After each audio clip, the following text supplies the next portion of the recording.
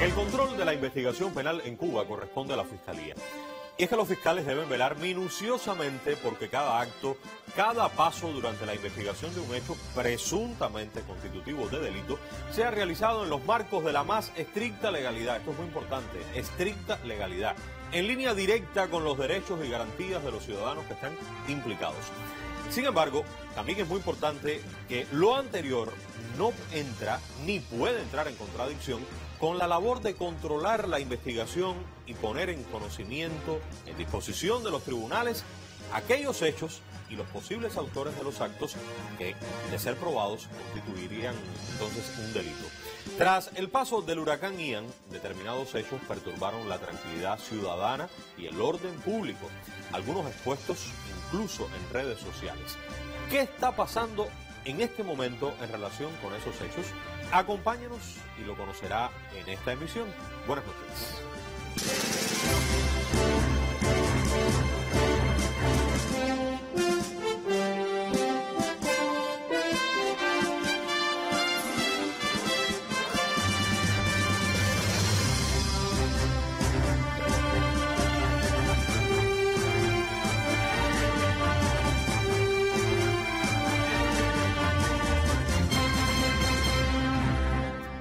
Creo que es muy importante para ubicarnos sobre lo que está haciendo la Fiscalía en este momento, remitirnos a una nota que publicaron hace algunos días. Está en sus sitios institucionales, en las redes sociales, los medios de comunicación. La dábamos a conocer. Aquí está, usted puede consultarla. Nota informativa de la Fiscalía tras el paso del huracán Ian por el territorio que provocó severos daños en varias provincias. La Fiscalía controla procesos penales en los que se investigan hechos que perturbaron el orden público y la tranquilidad ciudadana. Aquí hay una primera idea con la que yo quiero comenzar y dar la bienvenida a mi invitado, que son estas dos palabras, orden público. Vamos a llamar la atención en estas dos ideas, orden público y tranquilidad ciudadana.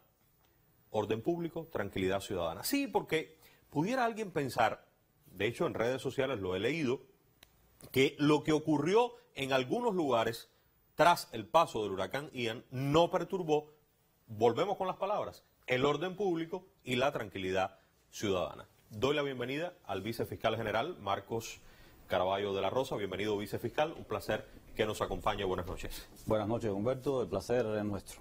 Segunda vez en nuestro programa.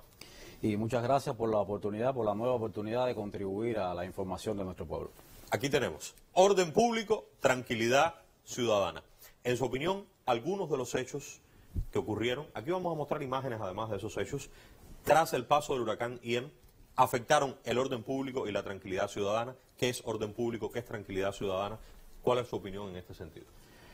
Bien, Humberto, los hechos que acabas de hacer mención y que fueron divulgados en la nota reciente que publicó la Fiscalía General de la República, sin lugar a dudas, atacan diversos bienes jurídicos. Y entre esos bienes jurídicos se encuentran precisamente el orden público y la tranquilidad ciudadana. Comienzo precisamente por eso, para conceptualizarlos, para definirlos, para identificarlos como bienes públicos, como bienes jurídicos, relevantes para el derecho penal, y es por eso que en nuestro Código Penal aparecen como figuras delictivas, sí, como conductas antijurídicas y punibles. El orden público es un estado, es una situación de paz, de tranquilidad, de coexistencia pacífica, de coexistencia segura, de relaciones interpersonales armoniosas, de respeto entre las personas y de respeto también, por supuesto, a la ley, a las disposiciones normativas y a las normas de convivencia social que regulan precisamente las relaciones interpersonales entre los individuos y entre estos y el Estado. Entre los individuos y entre los individuos y el Estado. Entre los individuos y el Estado. Esas relaciones, como te decía, se deben caracterizar por la tranquilidad, por la paz, por la armonía, por la coexistencia pacífica y segura de las personas en una sociedad determinada. Por su parte, la tranquilidad ciudadana o seguridad ciudadana, nosotros lo vemos también, lo enfocamos como un megaderecho o un gran derecho que engloba varios derechos que están previstos incluso en el artículo 46 de la Constitución. Porque es el derecho que tiene la ciudadanía precisamente a disfrutar de ese orden y de esa tranquilidad y de esa seguridad que hemos hecho referencia como el estado o la situación que decíamos cuando hablábamos del orden público. Para usted está claro, digamos, en estas imágenes que tranquilidad ciudadana, orden público, son dos conceptos que están siendo violados en este caso. Sin lugar a dudas, tranquilidad ciudadana y orden público son totalmente contrarios y opuestos a esas imágenes que estamos viendo ahí. Son opuestos y es la antítesis de la indisciplina, es la antítesis de el desorden, es lo opuesto a la anarquía, es lo opuesto a la indisciplina y a la violencia que nosotros podemos apreciar en estas y otras imágenes que han estado además disponibles en las redes sociales. O sea, tranquilidad y orden es la antítesis de todo esto que estamos viendo aquí. Exactamente. Son, en realidad, algunas de las imágenes que se han publicado en redes sociales, son todas imágenes públicas que usted puede buscar en distintos sitios. Algunos medios, de hecho, se han hecho eco como en ocasiones, como en otras ocasiones ha pasado en demasía. Con estas imágenes, vicefiscal, basta como prueba para que un tribunal juzgue a estas personas, a personas que se puede incluso identificar. ¿Con estas imágenes es suficiente? Nosotros siempre acostumbramos a decir cuando hablamos de estos temas, como establece la ley del proceso penal, una ley garantista, una ley que, como tú hacías referencias al inicio, da derechos, da garantías a las personas, no solo a los imputados, a las personas, porque la víctima del delito también es beneficiaria de estos derechos y garantías. La ley nos obliga a la Fiscalía y a los órganos que tienen como misión también la persecución penal, o sea, la policía, la instrucción penal, a aportar la carga de la prueba necesaria para destruir la presunción de inocencia de los imputados. Carga de la prueba. Carga de la prueba. O sea, es una obligación de la Fiscalía, es una obligación de los órganos de investigación, ya sea la policía, ya sea el órgano de instrucción penal, de buscar y aportar, por eso decimos carga, la prueba que resulta necesaria para poder demostrar la comisión de hechos y la responsabilidad o no en esos hechos de los imputados. Por O sea, tanto, con este video, que se vea claramente quién es la persona, que se puede identificar, ¿esa carga sería suficiente o ustedes siguen buscando? este es un elemento importante, pero no nos quedamos solo con la imagen. O sea, es un elemento que utilizamos porque además es lícito, es legítimo, Se puede cualquier utilizar, medio de prueba, sí. cualquier medio que nos permita demostrar la ocurrencia o no del hecho, las circunstancias en que esos hechos acaecieron y la responsabilidad o no de las personas es legítimo para probar en derecho penal. Por tanto, son válidas estas imágenes, se pueden utilizar, son un referente importante, porque además en muchas de las imágenes a veces podemos demostrar fehacientemente la identidad de una persona. Por supuesto, estas imágenes después son sometidas a procesos también científicos, peritajes, que nos demuestran que las imágenes son legítimas, que son las que realmente se tomaron, con qué dispositivos se tomaron, en el momento que se tomaron, para garantizar también la licitud de esa prueba dentro del proceso penal. Pero no nos quedamos con las imágenes. Declaraciones de testigos, declaraciones de imputados, declaraciones de terceros civiles responsables, reconstrucciones de los hechos, piezas de convicción. O sea, hay una amplia gama. ¿Qué piezas de convicción? Cuando hablamos de piezas de convicción en el argot técnico, constituyen todos aquellos bienes que nos pueden demostrar, que pueden demostrarnos que el hecho haya ocurrido o acontecido de una manera. Una pieza de convicción, por ejemplo, puede ser el instrumento o el medio que se utiliza para la comisión del delito.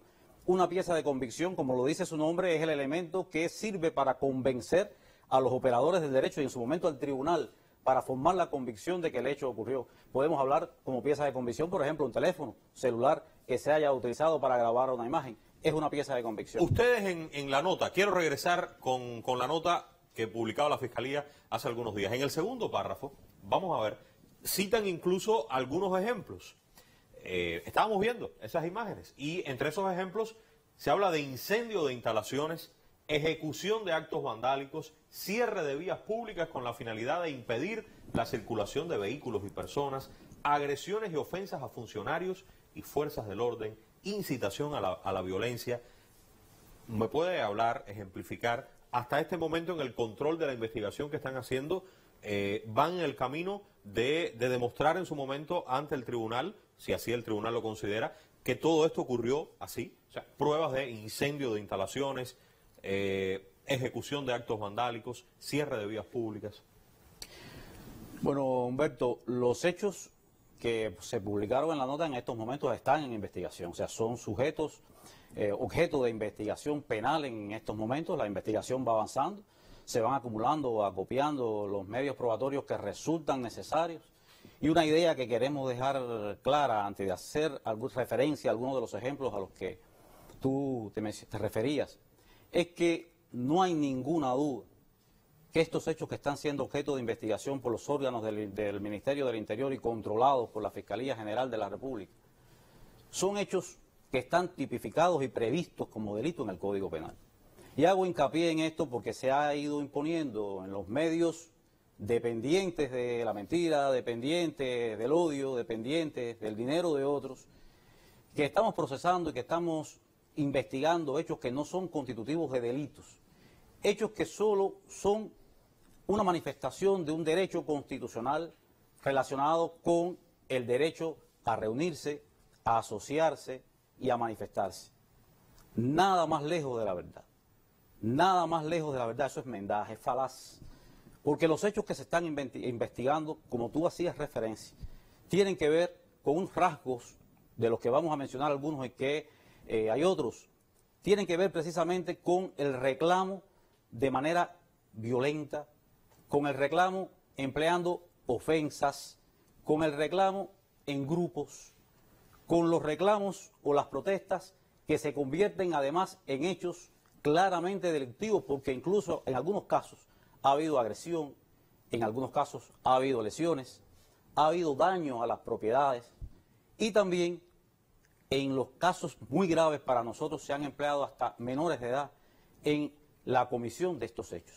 Sobre ese tema quisiera más adelante particularizar, pero en estas imágenes que estamos viendo, lo que usted dice es claramente demostrable. O sea, pero las personas están en algunas ocasiones diciendo, vicefiscal, es que tengo el derecho de protestar, está en la Constitución. Sin embargo, en ese ejercicio de la protesta, por lo que usted está diciendo, cometo un hecho que es delictivo. Entonces yo tengo el derecho a protestar y para hacerlo tengo el derecho de cometer un delito. Evidentemente no, la respuesta es totalmente negativa. ¿Cómo es? ¿Cómo es? Yo creo que podemos graficarlo incluso con un ejemplo. Estas imágenes son muy elocuentes. Las personas tenemos derechos reconocidos en la Constitución a manifestarnos y a protestar, a hacer reclamos a las autoridades. Eso es legítimo. Lo que nadie tiene derecho es a hacer ese reclamo afectando el derecho de los demás. Y ahí, aunque muchas veces hemos hablado de esto nosotros y otros compañeros que han acudido a los medios, tenemos que necesariamente hablar del artículo 45 de nuestra Constitución. Vamos a mostrarlo, que lo tenemos siempre a mano. Artículo 45 de la Constitución de la República. Artículo 45 de la Constitución. ¿Y por qué vuelvo a hacer énfasis en este artículo 45? Fíjense que este artículo 45 nos ubica con mucha claridad en los límites de los derechos de las personas. O sea, el ejercicio de los derechos de las personas solo está limitado, en primer lugar, por los derechos de los demás. Y esto es importante. Y me permito graficarlo con un ejemplo. Sí. Entre los hechos que ocurrieron, podemos destacar el cierre de algunas vías públicas, la obstrucción de algunas vías públicas, y esa obstrucción y cierre de acceso a las calles incluso... Aquí lo estamos viendo. Veíamos ahorita con ramas de árboles, a veces las personas se ubicaban de manera tal que los vehículos no pudieran transitar. Exacto, eso provoca una afectación a los usuarios de las vías, provoca una afectación a la circulación vial, a la circulación peatonal, provoca una afectación a las personas, a los vecinos del barrio, de la comunidad, y no es posible que usted para hacer uso de su derecho, que le reconoce la Constitución, entonces lo haga cometiendo hechos que son delictivos o que son ilícitos y que afecten los derechos de las otras personas, porque en esas comunidades, en esos barrios, hay personas que necesitan y que además tienen el derecho, la libertad de moverse, de salir o entrar a sus domicilios, a sus residencias, de ir a trabajar, aquí se ve un poco más claro, de ir a la escuela, sí. Y además también de salir y recrearse con su familia y de gozar de la tranquilidad, de la paz, de la armonía que resulta necesaria para poder convivir en sociedad. Entonces, esto es un ejemplo muy claro. No podemos ejercitar los derechos que creemos que nos corresponden si a la par estamos violando el derecho de los demás. Ya lo decía y lo dijo Benito Juárez, la paz es. el respeto al derecho ajeno. Y ese es un primer elemento en el que nos ubica el artículo 45. Incluso en los casos donde hubo cierre de calles, Sí. donde hubo cierre de los accesos a determinadas vías públicas, también se llegó al extremo de impedir la recuperación a las personas que estaban trabajando, que se estaban dedicando a recuperarse lo más rápido posible, a los linieros, por ejemplo. En algunos lugares se les impidió llegar a donde había que trabajar para resolver el problema. Pero hay otros elementos que también el artículo 45 nos da elementos para pensar y para concluir que no se puede ejercitar derechos a ultranza, y es precisamente el respeto a el orden público, el respeto al bienestar general, el respeto a la seguridad colectiva y a la Constitución y a las leyes. Usted decía algo sobre lo cual quisiera insistir. Estos hechos, tras el paso del huracán Ian, antes de que ocurrieran estos hechos, todo lo que usted ha explicado, ya en la ley penal vigente estaban tipificados como hechos delictivos. O sea, ustedes no están creando ningún delito, o sea, no están modificando algo a partir de hechos que ocurrieron, sino que todo esto antes de los hechos ya estaban tipificados en ley. Evidentemente es así como afirma Humberto, la legislación penal cubana es respetuosa del principio de legalidad. Principio de legalidad en su manifestación sustantiva, o sea, de los delitos y las penas. Traduzco, ¿qué quiere decir eso? Sí. Que no es posible considerar como delito ningún hecho que no esté previamente tipificado como tal en el Código Penal, con anterioridad a su comisión. Claro. Igual que no es lícito tampoco imponer ninguna sanción que no haya estado definida, regulada en el Código Penal con anterioridad a su imposición por los tribunales. Ese es el principio de legalidad. La legislación cubana, te decía, es respetuosa de ese principio de legalidad. Por tanto, ratificamos que todos esos hechos que han ocurrido y que pusimos algunos ejemplos, sí, además las imágenes muy elocuentes, son hechos que están tipificados como delitos en el Código Penal vigente. Hay otro tema, y quiero regresar a la nota, y es el que tiene que ver con los menores. Y a mí me llama la atención el tratamiento que ustedes dan, porque dicen aquí que se han realizado acciones de prevención con los padres que utilizaron a hijos menores de edad, colocándolos en escenarios de riesgo, descuidando sus deberes de protección, asistencia, educación y cuidado hacia ellos. Insisto, se realizan acciones de prevención. Bueno, pero ¿acaso no es grave y no tiene una respuesta penal severa para aquellas personas que cometan hechos que involucren a menores, incluso a sus hijos o a otros menores? ¿Por qué ustedes no reflejan eso en la nota y están hablando de acciones de prevención con las personas que involucraron a menores? Que tenemos imágenes también, por cierto, de eso. Tiene que ver también con un sentido y un principio que ha caracterizado históricamente la esencia de la Revolución Cubana y de nuestro Estado socialista de derecho, que es el humanismo, y que es también la posibilidad de con las normas penales no solo cumplir uno de sus fines, que es el fin de protección de relaciones sociales, de protección del tipo del tipo de propiedad, de protección del régimen socioeconómico, del régimen político, de protección de las personas, sino también esa otra función que tienen y cumplen las normas penales de motivar y de incentivar la observancia de la ley y de trabajar también en la cultura jurídica, en la educación jurídica, para evitar que las personas cometan delitos. Como dices, el hecho de utilizar a un menor en la comisión de un hecho delictivo, por sí solo constituye y puede constituir presuntos hechos delictivos, más de un tipo delictivo previsto en el Código Penal, pudiéramos estarlos utilizando. Pero además, el hecho también de cometer delitos utilizando menores o acompañado de menores, ya sea por los padres, ya sea por otros familiares, ya sea por otras personas, también constituyen circunstancias agravantes previstas en el Código Penal. Sin embargo, atendiendo a ese principio a que hacíamos referencia también de prevención, de humanismo, se ha decidido en estos casos, donde se ha demostrado que ha habido presencia de menores, la Fiscalía y otros órganos, porque no solo es la Fiscalía, funciona el sistema de prevención en la sociedad cubana, ha preferido intercambiar con los padres, hacer las advertencias que correspondan para también exigir que cumplan con su responsabilidad parental, sus obligaciones que le vienen impuestas por las normas, por el Código de la Familia y por otras disposiciones, Nuevo Código de las por el Familias. nuevo Código de las Familias. y por otras disposiciones jurídicas, y que garanticen sobre todo el interés superior de los niños, que garanticen sobre todo los derechos que tienen esos menores también a crecer en una sociedad como la nuestra, en una sociedad que pone en el centro de su atención precisamente a los menores de edad. Niñas, niños y adolescentes, ese interés superior es clave, de eso hablamos muchísimo nosotros aquí en el programa durante todo el amplísimo proceso de consulta popular, después el referendo para la aprobación del Código de las Familias. Esto no quiere decir, Humberto, que en los casos que se reiteren o que en algún momento la Fiscalía, los órganos de investigación se reserven la facultad también que tienen de hacer uso del derecho penal cuando resulte necesario, cuando sea necesario. No podemos permitir, no es admisible que a nuestros niños, que a nuestros menores se pongan en situación y en estado de peligro en un escenario de este tipo. Eso no lo podemos admitir. Y lo otro es que también juega un rol aquí importante el artículo 90, lo queríamos hacer referencia a él ahorita cuando hablábamos del 45, que son los deberes que tenemos también, y que los deberes, el artículo 90 de la Constitución. Y son los deberes que tienen las personas para ejercitar los derechos con responsabilidad. Y un grupo de deberes que son importantísimos. Algunos de ellos, por ejemplo, el respeto a las autoridades, el debido respeto a las autoridades. Otro deber que es cardinal, que tiene que ver con no abusar de los derechos y no afectar el derecho de los demás, pero no hacer un uso abusivo de los derechos que nos conceden las leyes.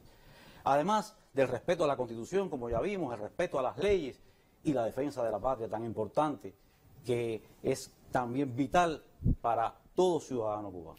Es muy excepcional, vicefiscal, que un Estado responda con acciones de investigación a hechos de este tipo en una circunstancia así. O sea, lo que está haciendo Cuba es algo excepcional.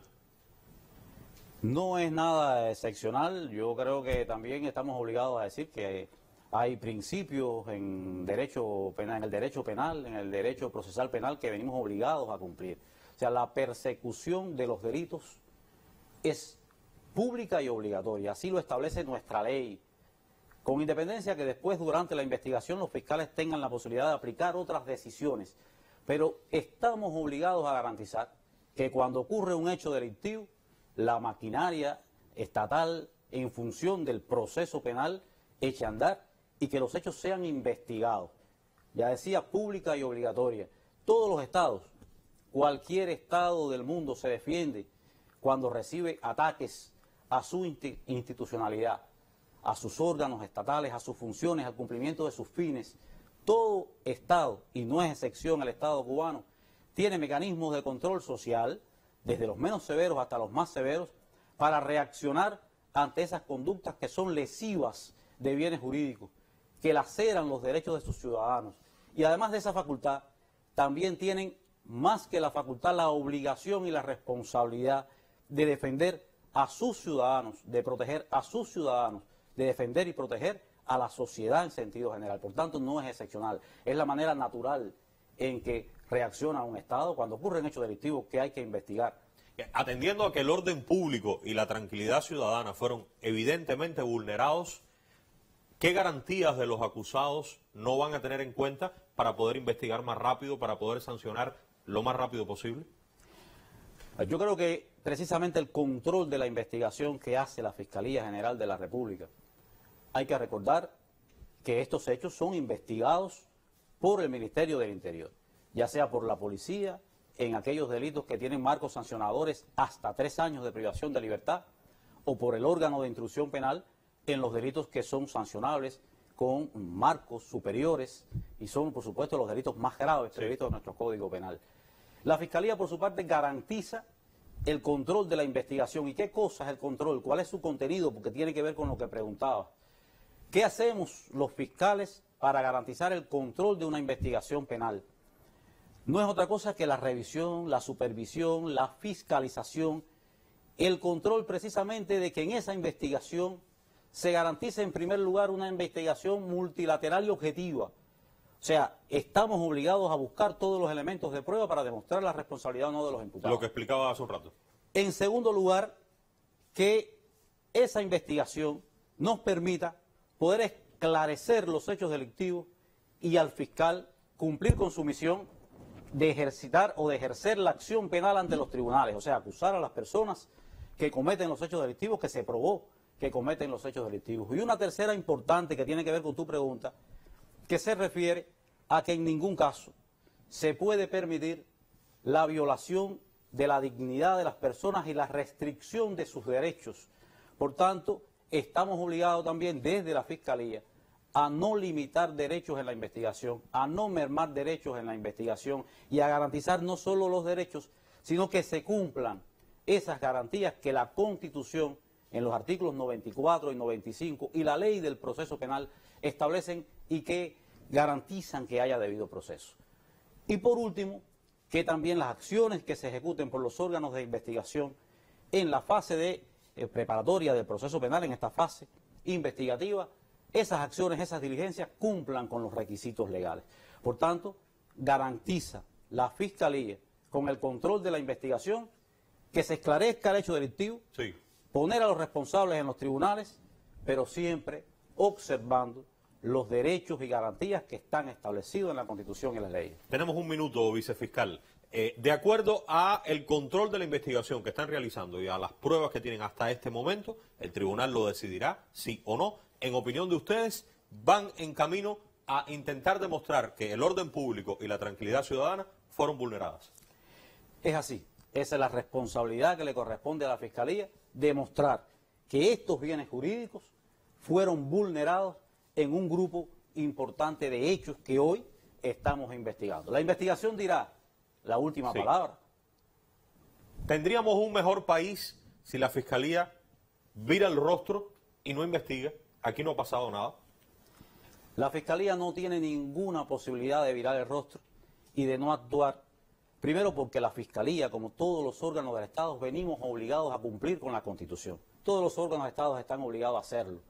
El artículo 7, supremacía constitucional, y el artículo 9, que obliga a todos los órganos del Estado, a sus funcionarios, a sus empleados, a cumplir y a exigir que se cumpla lo que establece la Constitución. Por tanto, no es opcional la misión de la Fiscalía. No tendríamos un mejor país porque estaríamos violando, vulnerando nosotros mismos, que nos corresponde como órgano del Estado el control de esa legalidad también de manera general por los órganos del Estado, por las entidades, por los ciudadanos, nos pondríamos en una situación de violadores también de la legalidad. Pero tampoco nos es admisible, porque es imposible que un pueblo como el nuestro, con la vocación de justicia, con la voluntad de defender nuestras conquistas, no nos va a permitir, no le permitiría ni a la Fiscalía ni a ningún órgano no reaccionar, no utilizar las herramientas y los instrumentos que tenemos, no utilizar el derecho penal de manera estricta, de manera severa, de manera rigurosa, e independencia, por supuesto, de la gravedad de los hechos, de las características personales de los que intervienen, de las circunstancias y respetando siempre los derechos y garantías de las personas, como habíamos hecho referencia. Vamos a hacer una pausa por el momento en esta emisión, y digo pausa porque es un tema sobre el que sin duda alguna tendremos que volver de un momento a otro. Yo le pido que quizás sus opiniones, sus ideas las haga llegar tanto a la Fiscalía General de la República como a nosotros aquí en el Canal Caribe a través de las vías habituales de comunicación con nuestro programa Hacemos Cuba. Vamos a regresar con este tema desde otras aristas y otros tópicos también de suma importancia, siempre con la idea más importante, la defensa de la legalidad, la constitucionalidad en nuestra nación. Aunque por ahora es todo, muy pronto regresaremos.